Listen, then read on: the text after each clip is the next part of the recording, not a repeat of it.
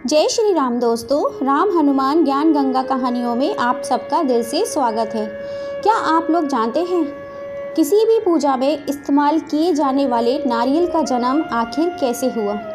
चलिए जानते हैं इस छोटी सी कहानी के माध्यम से। प्राचीन काल में सत्यव्रत नाम के एक राजा राज्य करते थे। वह प्रतिदिन पूजा पाठ किया करते थे। उनके पास किसी भी चीज़ की कमी नहीं थी।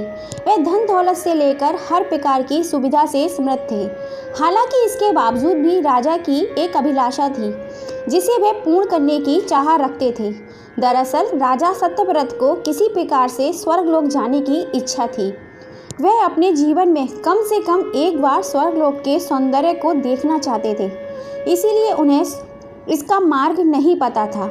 इधर दूसरी तरफ ऋषि विश्वामित्र अपनी तपस्या के लिए घर से बाहर निकले। चलते चलते वे अपनी कुटिया से काफ़ी आगे निकल गए। काफ़ी समय बीत गया लेकिन वह लौट कर नहीं आए। इसी कारण उनका परिवार भूख प्यास से तड़प रहा था। राजा सत्यव्रत को जब पता चला तो उन्होंने ऋषि विश्वामित्र के परिवार के पालन पोषण की जिम्मेदारी ले ली। कुछ समय के बाद मुनिवर लौटे तो उन्हें अपने परिवार को कुशल देखकर काफ़ी प्रसन्नता हुई। उन्होंने पूछा उनकी अनुपस्थिति में किसने उनकी देखभाल की।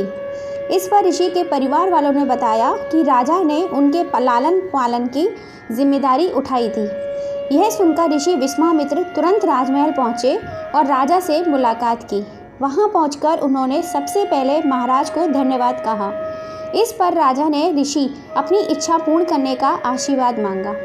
राजा की बात सुनकर ऋषि विश्वामित्र ने कहा, बोलिए महाराज, आपको क्या वरदान चाहिए? तब महाराज ने कहा, हे मुनि, मुझे एक बार स्वर्गलोक के दर्शन करने हैं। कृपा करके मुझे वहां जाने का वरदान दें। राजा की प्रार्थना सुनकर ऋषि विश्वामित्र ने एक ऐसा रास्ता बनाया जो सीधा स्वर्गलोक को जाता था। यह देख राजा सत्यव्रत बहुत खुश हो गए और वे तुरंत उस रास्ते पर चल पड़े और स्वर्गलोक पहुंच गए। जहां पहुंचते ही इंद्र ने उन्हें नीचे धक्का दे दिया, जिसके कारण वो सीधे धरती पर जा गिरे। राजा ने सत्यव्रत ने तुरंत सारी घटना ऋषि विश्वामित्र को बताई। राजा की बात सुनकर ऋषि विश्वामित्र गुस्से में आग बबूला हो उठे। उन्होंने तुरंत सभी देवताओं से इस बारे में बात की और इस समस्या का हल निकाला। इसके बाद राजा के लिए एक नया स्वर्गलोक बनाया गया। नए स्वर्गलोक को पृथ्वी और देवताओं के स्वर्गलोक के बीचों बीच स्थापित किया गया ताकि किसी को परेशानी ना हो। नए स्वर्गलोक के राजा सत्यव्रत तो बहुत खुश हुए, लेकिन विश्वामित्र को एक चिंता लगातार सता रही थी।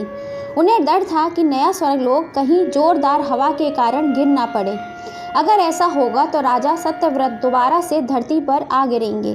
काफ़ी सोच विचार के बाद ऋषि विश्वामित्र को एक उपाय सूझा।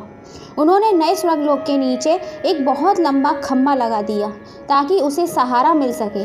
ऐसी मान्यता है कि नए स्वर्गलोक के नीचे लगाया गया खम्भा एक विशाल पेड़ के तने के रूप में बदल गया। यही नहीं, कुछ समय पश्चात तब राजा सत्यव्रत की मृत्यु हुई तो उनका सिर एक फल में तब्दील हो गया। तभी से इस खम्भे को नारियल का पेड़ कहा जाने लगा, क्योंकि राजा का सिर नारियल के रूप में तब्दील हो गया। यही कारण है कि नारियल का पेड़ इतना लंबा होता है।